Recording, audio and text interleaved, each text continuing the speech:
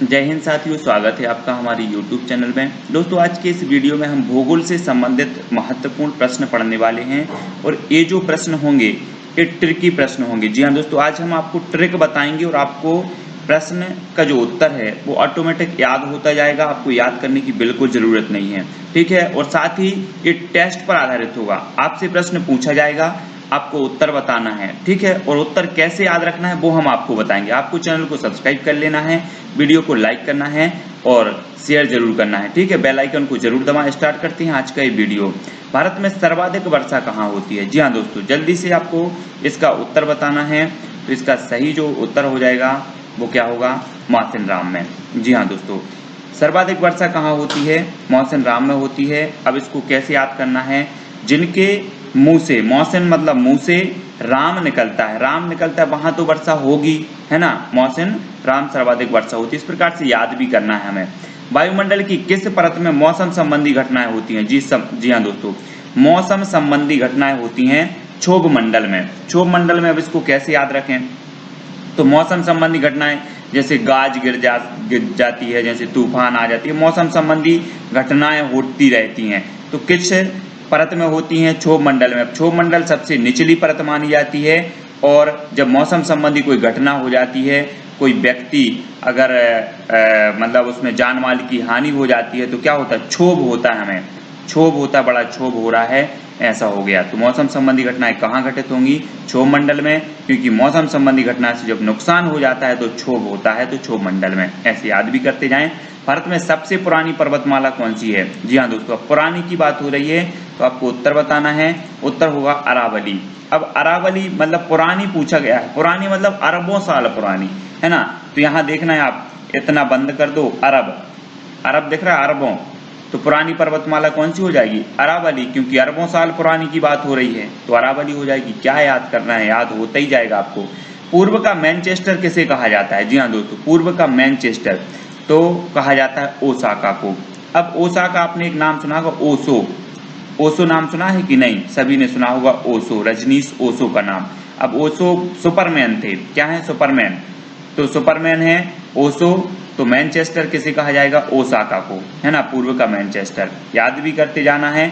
चंद्रग्रहण कब होता है? जल्दी से बताएं कमेंट में, चंद्रग्रहण कब होता है?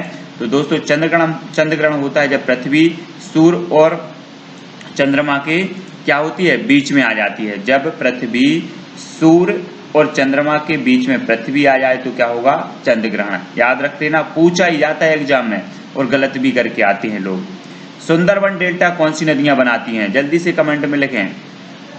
उत्तर हो जाएगा गंगा और ब्रह्मपुत्र। अब देखना, गंगा और ब्रह्मपुत्र आपने नाम सुना होगा। गंगा नदी और ब्रह्मपुत्र नदी, दोनों ही नदियां हमारे देश की बहुत सुंदर नदियां हैं। तो सुंदरबन डेल्टा कौन सी नदियां बनाएंगी? गंगा नदी और ब्रह्मपुत्र नदी। याद रख लेना, महत्वपूर्ण है। और ब्रह्मपुत्र नदी में माजुली द्वीप है, विश्व का एकमात्र नदी द्वीप है, सबसे बड़ा, है ना। तो माजुली द्वीप है ब्रह्मपुत्र नदी में, ये भी याद रखना है। भूकंप की तीव्रता की माप किस यंत्र से मापी जाती है? जल्दी से कमेंट में लिखें। भूकंप की तीव्रता की जो माप है वो मापी जाती है सीस्मोग्राफ से। अब एक बात बताओ कि जब भूकंप आएगा और आपके ऊपर कुछ गिर जाए, है ना, आपके घर में ईंट गिर जाए, कुछ गिर जाए, तो आपका क्या होगा? चेहरा बिगड़ जाएगा। और चेहरा बिगड़ेगा तो आप क्या देखोगे? शीशे में देखोगे कितना बिगड़ गया है। माप करोगे कि नहीं करोगे? करोगे। तो भूकंप की तीव्रता का जो यंत्र है वो कैसे मापा जाएगा? सीस्मोग्राफ से, क्योंकि भूकंप आएगा, लोगों के ऊपर गिर जाती हैं, कहीं कुछ पेड़ गिर जाते हैं या मकान गिर जाता है तो उसका चेहरा बिगड़ जाता है, तो शीशे में देखते हैं, शीशे में नाप करते हैं। कौन सी नदी डेल्टा नहीं बनाती? जी हाँ, जल्दी से बताएं। उत्तर हो जाएगा डेल्टा नहीं बनाती तो नर्मदा नदी। नर्मदा नदी है जो डेल्टा नहीं बनाती। और नर्मदा नदी कहाँ से निकलती है? मध्य प्रदेश के अमरकंटक से। विश्व का सबसे ऊंचा ज्वालामुखी पर्वत है? तो विश्व का सबसे ऊंचा ज्वालामुखी पर्वत है कोटोपैक्सी। कौन सा है? कोटोपैक्सी। अब पैक्सी हम बोल रहे हैं तो पैक्सी से आपको पेप्सी तो नहीं सुना पड़ रहा, पेप्सी सुना पड़ रहा होगा। अब ज्वालामुखी की बात करें अगर, तो ज्वालामुखी कैसा रहता है? इस प्रकार से रहता है, ऐसे करके, ऐसे। और पेप्सी की बाटल भी ऐसे ही रहती है, आपने देखी होगी, यहाँ से और यहाँ से होगी सकरी सकरी और यहाँ आके ऐसी चौड़ी। तो पेप्सी आप सुन रहे हैं तो क्या होगा कि जो ज्वालामुखी है वो क्या होगा, पेप्सी आएगा, मतलब कोटोपैक्सी। याद रख लेना इस प्रकार से, ऊंचा ज्वालामुखी है कोटोपैक्सी, याद रखो, पेप्सी से पैक्सी। किस गति के कारण पृथ्वी पर दिन रात होते हैं? जल्दी से कमेंट में लिखें, किस गति के कारण होते हैं? घूर्णन गति के। जी हाँ दोस्तों, घूर्णन गति के कारण दिन रात होते हैं, याद रख लेना। और परिक्रमण गति के कारण क्या होते हैं? ऋतु परिवर्तन होती है। ये चीज दोनों प्रश्न पूछे जाते हैं। सूर्य ग्रहण कब होता है? जल्दी से कमेंट में बताएं। अभी हमने चंद्र ग्रहण पढ़ा था, अब हम सूर्य ग्रहण पढ़ेंगे। सूर्य ग्रहण होता है कि जब सूर्य एवं पृथ्वी के बीच में जब चंद्रमा आ जाता है तो क्या होगा? सूर्य ग्रहण होता है, याद रख लेना, है ना। बहुत ही महत्वपूर्ण है। ओजोन परत किस वायुमंडल परत में पाई जाती है? कुछ वायुमंडलीय परत में पाई जाती है, तो वो पाई जाती है समताप मंडल में। अब एक बात बताना कि जो ओजोन परत है, आपने पढ़ा होगा कि जो ओजोन परत है सूर्य से आने वाले पराबैंगनी या हानिकारक जो किरणें होती है उनको रोक लेती है, मतलब जो ताप है उसको क्या कर देती है? समान करती है। तो ओजोन परत कहाँ पाई जाएगी? समताप मंडल में, क्योंकि ये क्या करती है? ताप को सम कर देती है ना, सम कर देती है, पराबैंगनी किरणों को रोक लेती है, तो ये समताप मंडल में पाई जाएगी। इस प्रकार से याद करना है आपको थोड़ा सा रिलेट करके, और एक क्वेश्चन मोस्ट इंपॉर्टेंट है, पूछा ही जाता है, ठीक है। नेक्स्ट देखें, दक्षिण ध्रुव पर पहुंचने वाला प्रथम व्यक्ति कौन था? दक्षिण ध्रुव पर जल्दी से बताएं। उत्तर हो जाएगा एमुंड सेन। एमुंड सेन। दक्षिण ध्रुव पर पहुंचना बहुत कठिन बात है, और प्रथम व्यक्ति जो पहुंचा था वो एमुंड सेन पहुंचा था। कैसे पहुंचा था? देखो, इसका क्या हो गया, मुंडा जो है सनक गया। बोलते ना, कुछ लोग बोलते मेरा मुंडा सनक गया, मुंडा इसका सनक गया और ये कहां पहुंच गया? दक्षिणी ध्रुव पर पहुंच गया। इस प्रकार से याद भी करो। विश्व की सबसे मीठे पानी की झील कौन सी है? मीठे पानी की झील आपको बतानी है, तो मीठे पानी की झील जो है विश्व की बतानी है, तो विश्व में है सुपीरियर झील। कौन सी है? सुपीरियर झील है। सुपीरियर से आपको याद नहीं आया? सुपारी, सुपारी, सुपारी एक मीठी सुपारी आती है, तो विश्व में चलती है और वो मीठी सुपारी। तो विश्व की सबसे मीठे पानी की झील कौन सी होगी? सुपीरियर। सुपारी से हम सुपीरियर याद कर लेंगे, ठीक है। कौन सा उद्यान शेर के संरक्षण के लिए प्रसिद्ध है? शेर के संरक्षण के लिए आपको बताना है कौन सा उद्यान है, तो इसका सही उत्तर होगा दोस्तों गिर। गिर राष्ट्रीय उद्यान, ये कहां पर है? गुजरात में है गिर राष्ट्रीय उद्यान। और ये जो है वो शेर के संरक्षण के लिए प्रसिद्ध है। बाघ अलग चीज है ना, शेर के संरक्षण की बात यहाँ पर हो रही। तो गिर राष्ट्रीय उद्यान शेर के संरक्षण के लिए प्रसिद्ध है। और एक चीज बताना कि अगर यहाँ से शेर आ जाए और यहाँ आप खड़े हो, शेर आ जाए तो आप क्या होगे? शेर के सामने गिर पड़ोगे। तो शेर के संरक्षण के लिए गिर राष्ट्रीय उद्यान, याद भी करो ऐसे, ठीक है। पृथ्वी के सबसे निकट का ग्रह कौन सा है? तो पृथ्वी के सबसे निकट का ग्रह है शुक्र, है ना। शुक्र है कि पृथ्वी के निकट का ग्रह शुक्र है, याद रखो ऐसे। विश्व की सबसे बड़ी झील कौन सी है? विश्व की सबसे बड़ी झील आपको बतानी है, तो वो है कैस्पियन सागर। अब एक बात बताना कि ये जो झील है ये बहुत बड़ी झील है। यहाँ से अब आपको पानी पीना है तो कैसे पिए? कैसे पिए? देखो, कैसे पियन, तो कैस्पियन, विश्व की सबसे बड़ी झील में पानी कैसे पियन, तो कैस्पियन सागर हो जाएगी, विश्व की सबसे बड़ी झील है, याद रखो। पाक जल संधि किसको जोड़ती है? पाक जल संधि किसको जोड़ती है? तो इसका सही उत्तर आपने कमेंट में लिख दिया होगा।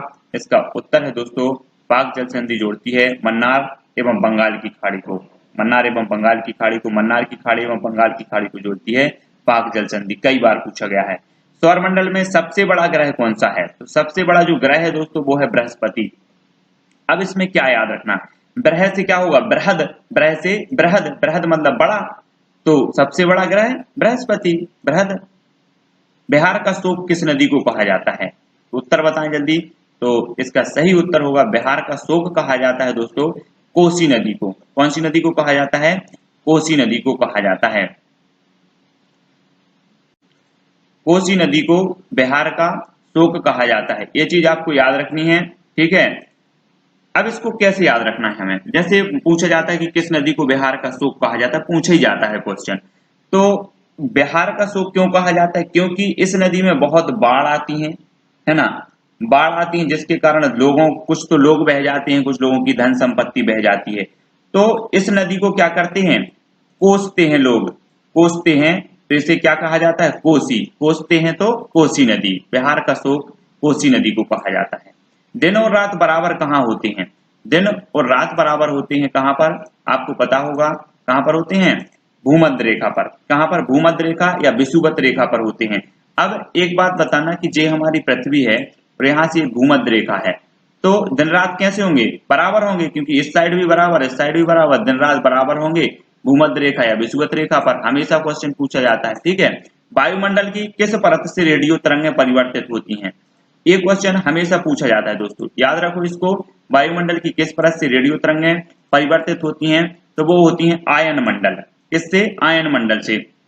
अब परिवर्तित की बात हो रही है, तो परिवर्तित मतलब किरणें आएंगी और परिवर्तित होके जाएंगी।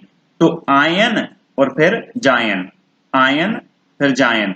तो रेडियो तरंगें कहाँ परिवर्तित होती? आयन मंडल से, और आयन से फिर जायन। ऐसे होती हैं कि रेडियो तरंगें जे आए और फिर यहाँ से जायन, तो आयन जायन याद रख लेना। इस प्रकार से याद होना चाहिए आपको। बांदीपुर राष्ट्रीय उद्यान कहाँ है? कई बार पूछा गया बांदीपुर राष्ट्रीय उद्यान, जल्दी से कमेंट में लिखें। बांदीपुर जो राष्ट्रीय उद्यान है दोस्तों, वो है कर्नाटक में। अब एक बात बताना, किसी को बांधना है तो नाटक करना पड़ेगा हमें, है ना। नाटक, विभिन्न प्रकार के नाटक करने पड़ेंगे। तो बांदीपुर राष्ट्रीय उद्यान कहाँ होगा? कर्नाटक में। इस प्रकार से याद भी करो। भारत का दक्षिणतम बिंदु कौन सा है?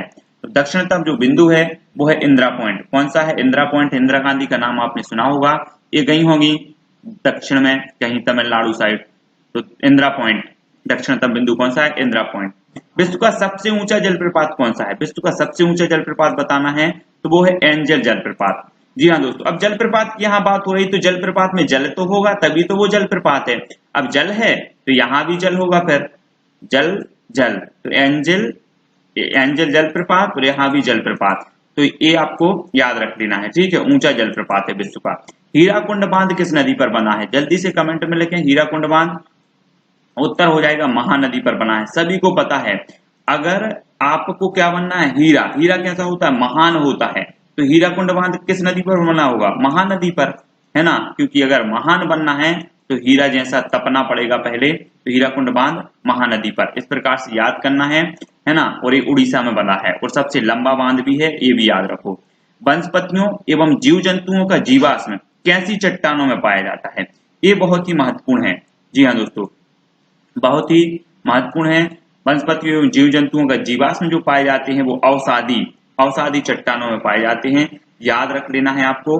भारत में मीठे पानी की सबसे बड़ी झील कौन सी है? तो मीठे पानी की जो झील है वो है बुलर झील। कौन सी झील है? बुलर झील है दोस्तों। अब बुलर से क्या होता है? बोल। बोल, तुमने एक गाना सुना होगा ना, मीठा मीठा बोल थारो काय बिगड़े, है ना। तो मीठे पानी की यहाँ पर बात हो रही है, तो मीठे बोल तो बुलर झील।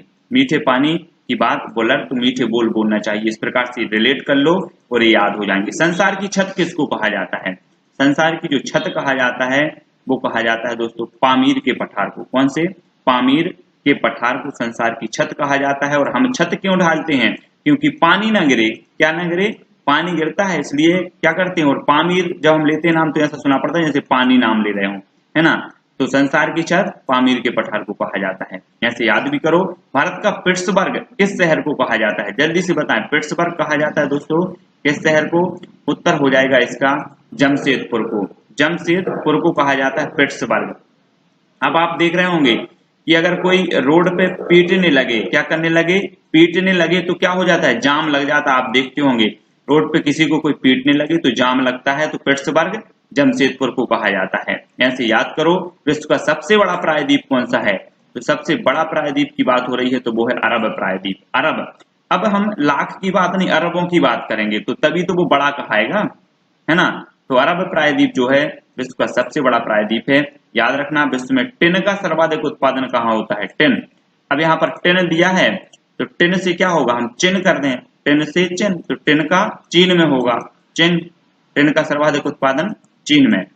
लाल ग्रह किसे कहा जाता है? सही बात। लाल ग्रह बताओ।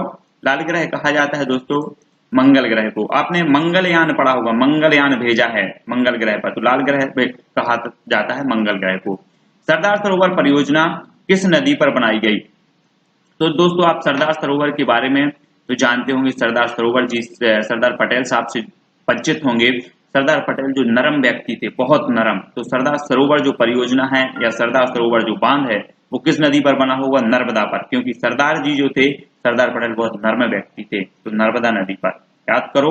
भारत का डेट्राइट नाम से विख्यात कौन सा शहर है? कई बार पूछा गया भारत का डेट्राइट, वो है पीथमपुर।